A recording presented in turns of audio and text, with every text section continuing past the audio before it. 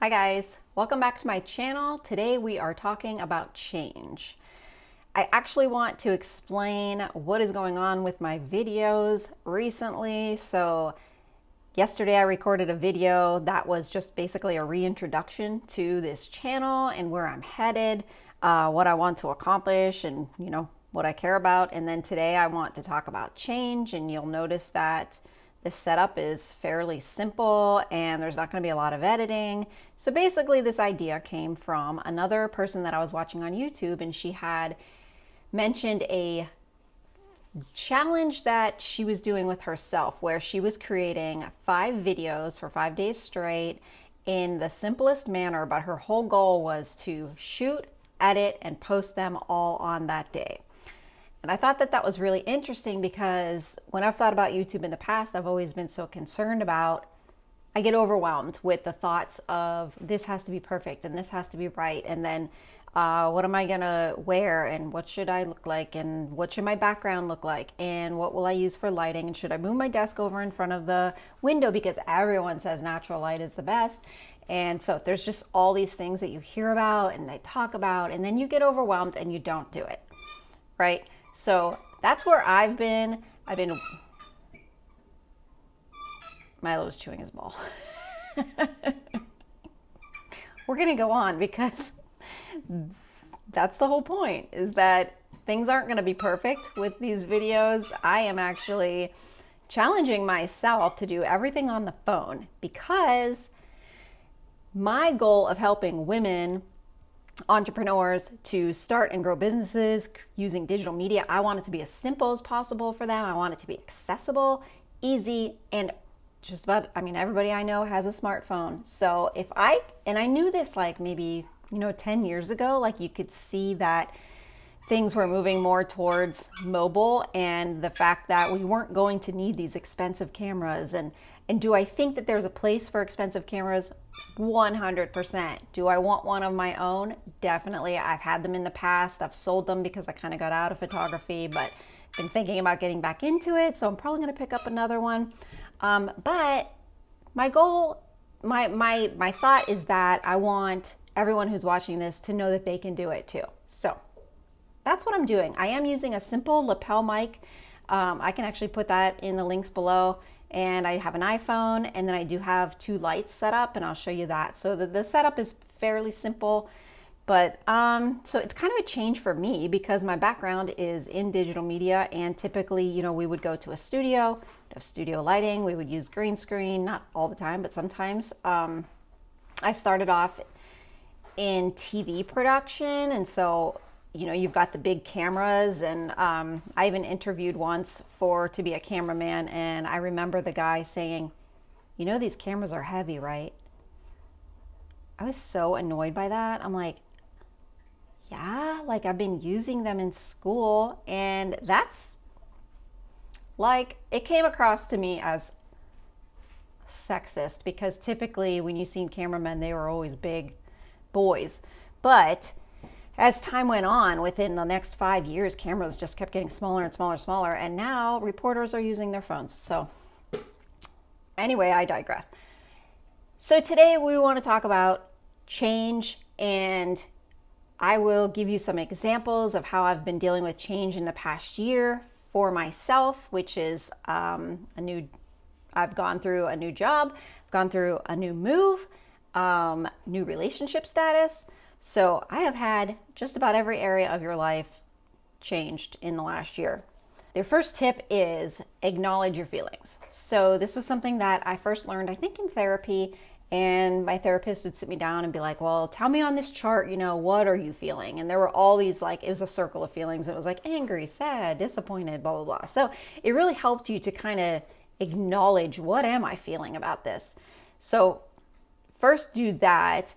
And you might have to do some journaling to kind of figure it out and bring it out of you. But acknowledging your feelings, I don't know why it works this way, but somehow when you acknowledge your feelings, it's like you're letting them know that you're there, and somehow it just helps them to kind of dissipate a lot faster than if you do nothing and you just kind of smother them down and, pretend that they're not there, because they are there, and you just have to let them know that you see them, you feel them. And another tip that you can do too is to actually sit down and think about the thing that's stressing you out, whatever the change is or whatever you're going through, and maybe close your eyes, get into a quiet space, and think about, where do I feel this? Sometimes I have felt certain things in my throat. Sometimes I've felt them in my stomach. And somehow you can just kind of acknowledging that helps it to know that you're there, you see it, and it's self-care essentially. And then there's other things that obviously you could go, I suggest going to a therapist, because this is not, I'm not a therapist, but they can help you with things like this. And there's also tools like journaling, and there's tapping. If you've never looked into that, that's a super cool way of releasing some stress and helping you to acknowledge your feelings. So that's tip number 1. So tip number 2 I have for you is focus on what you can control. You might want to consider, like, how can you control your mindset? Can you think more positively? Is there a different way that you can think about this thing? Physically, is there something different that you can do physically to feel better or, de-stress? Working out is a good de-stressor. Walking can help you. And that can just help you, clear your mind, and it's something that you can do. So you definitely want to grab a hold of that. Number 3 is adapt a growth mindset. So you want to think about this as in a positive light as possible. And I know that that can be difficult, but how can this change be an opportunity versus a threat? So where's the silver lining? Where can you see where there can be good that can come from this? You definitely want to sit there and think about that and focus on what good is going to come out of this and is coming out of it. Tip number 4 is take the steps that are big and break them down into smaller steps so that they're manageable and they stress you out less. If your big change is that you're moving, for instance, in my case, I moved 10 hours away from home, you want to break that down into smaller pieces. So, well, what does that move look like? There were all kinds of things that I needed to do for it, right? I needed to find an apartment. I needed to apply for the apartment. I needed to pack my things and figure out what I'm taking and what I'm not taking. And so I'm a list maker. So I made a list of all the things that I could think of that I would need to do. And then that way you can just start, checking them off. Another example is currently right now, financially, I want to get into a better place than where I'm at. I'm 49, almost 50.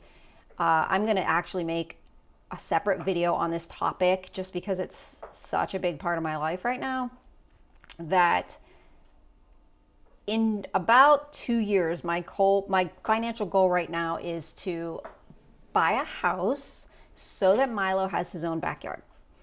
Essentially, that's what I want. And he loves being outside, and so I know that he will love just having a place to go lay in the grass when he wants to.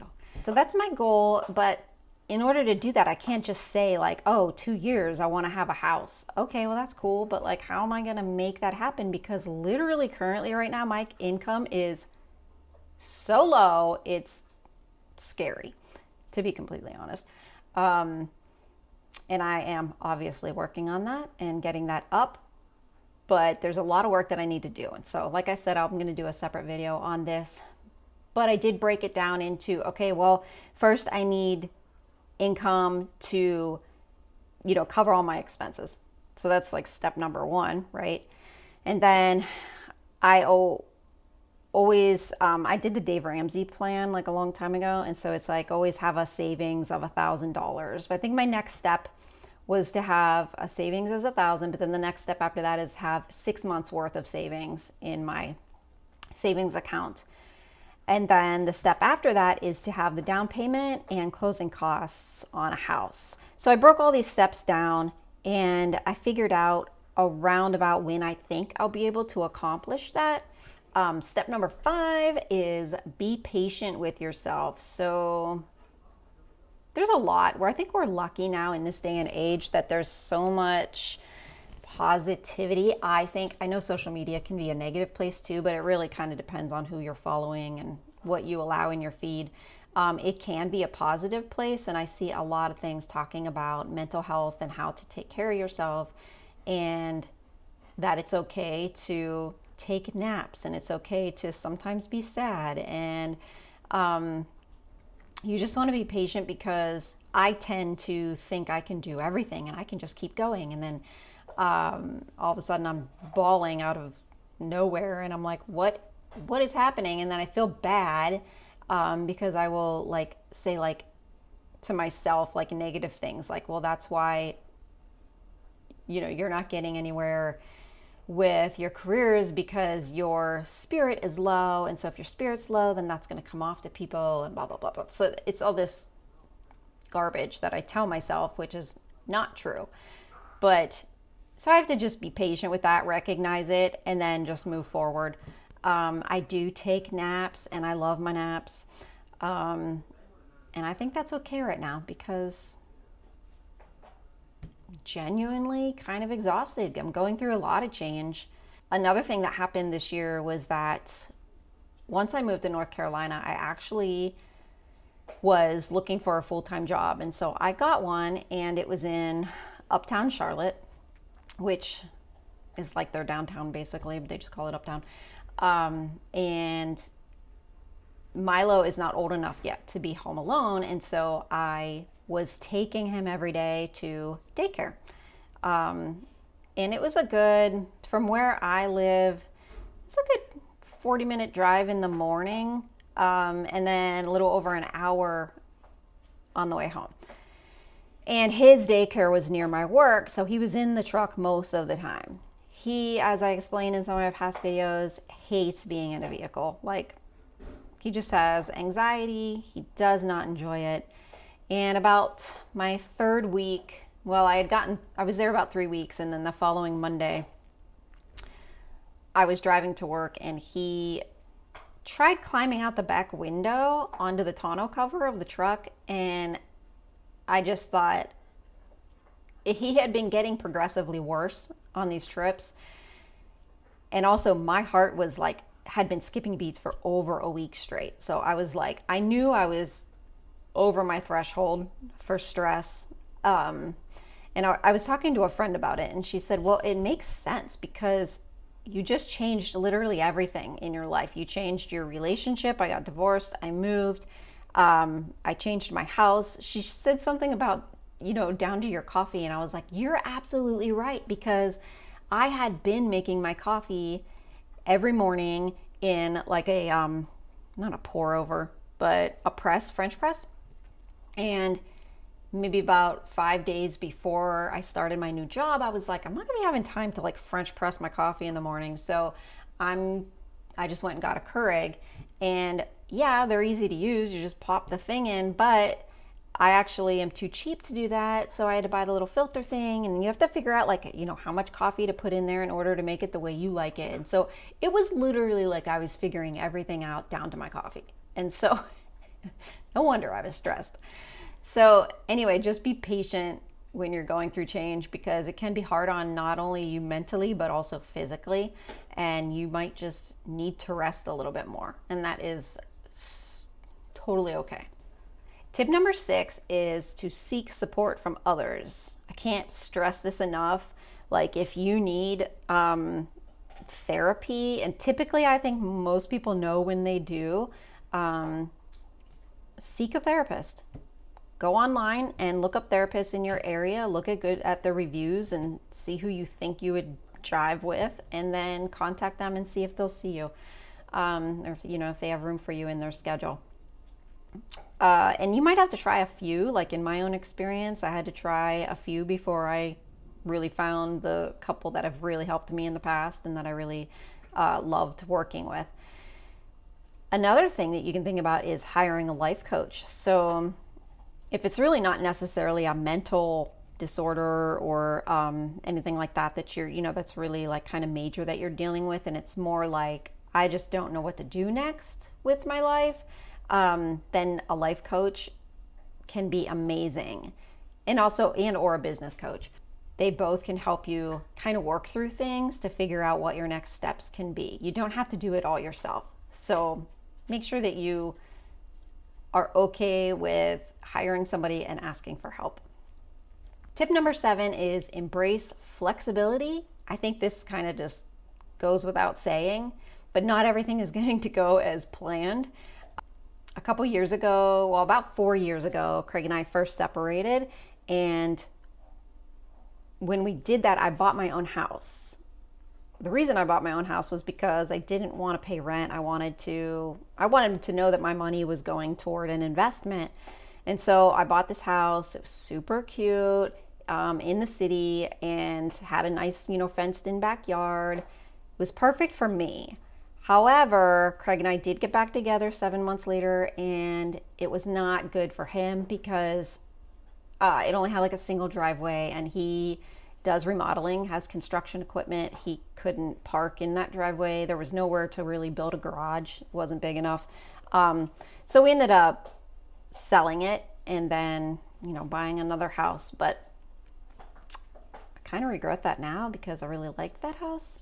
But anyway, everything happens for a reason, right? So embrace your flexibility and just know that things may not go as planned, and take deep breaths and just move forward. Number 8, reflect on past successes. This is something I'm not good at, is going back and remembering things that you've achieved. I know when I was at my full-time job, my boss would get really annoyed with me when it came to the yearly annual review, because you would have to write down all the things that you accomplished, and I would forget half of them. I mean, more than half, honestly, because I just don't think that way. I kind of do what I need to do, and then I move forward, and I don't take the time to really sit back and think about, what I have succeeded at. And my therapist was good about bringing that out to me too, is that you have to think about how far you've come, because it's so easy to just keep move forward, and then not take a step and look at what I have achieved.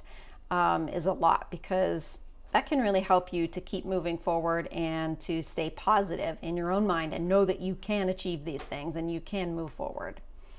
Tip number 9 is mindfulness. Being in the moment is super important. Something that I've learned in the last probably 10 years, honestly, is just grounding myself, which, if you're not familiar with that is, it's essentially, for me, it's connecting with the earth and just making sure that I am grounded, because I have had anxiety in the past. I've had panic attacks, and all I can explain is that when I feel like that, I don't feel grounded. I feel almost like my body's floating out there, and it's a very uneasy feeling. And so essentially, I try to, when I'm walking Milo, I might feel my footsteps on the ground, and just acknowledge the wind that's hitting my body. And that's being in the moment. That is not worrying about the future, not obsessing over something from the past, but just being in that moment right there and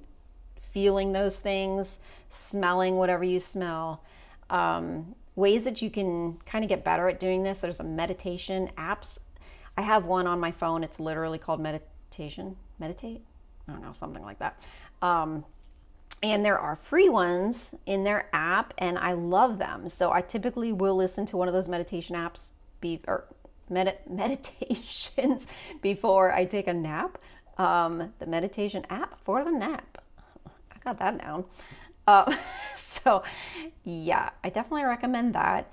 Deep breathing. I can't express enough. If you're really overwhelmed and you feel like things are just too much, take deep breaths and put your phone down. So this is something I've been good at in the past, then I got bad about it. I'm trying to get good at it again. I find that living by myself, I'm on my phone more now than I was, because I try not to be on my phone if I'm around people. I just think it's kind of rude. So I'm I'll just sit there in silence if we're not talking. For me, putting my phone down just helps my brain to breathe. Phones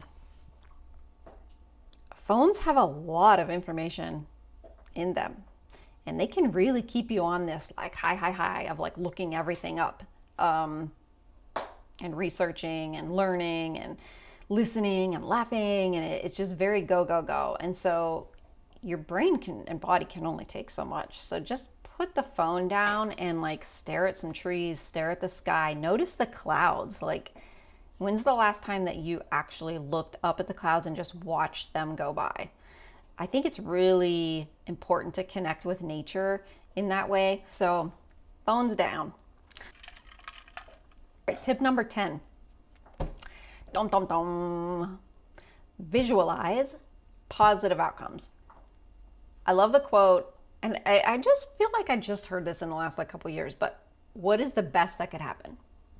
So versus we would always say like, well, what's the worst that could happen? And then, you start thinking about all the bad case scenarios, and that has a place, I think, for doing that, because then you can kind of like say, well, this is the worst thing that could happen. And then you just calm yourself down. And, but if you actually train your brain to think what's the best that could happen, I really think that could change your life.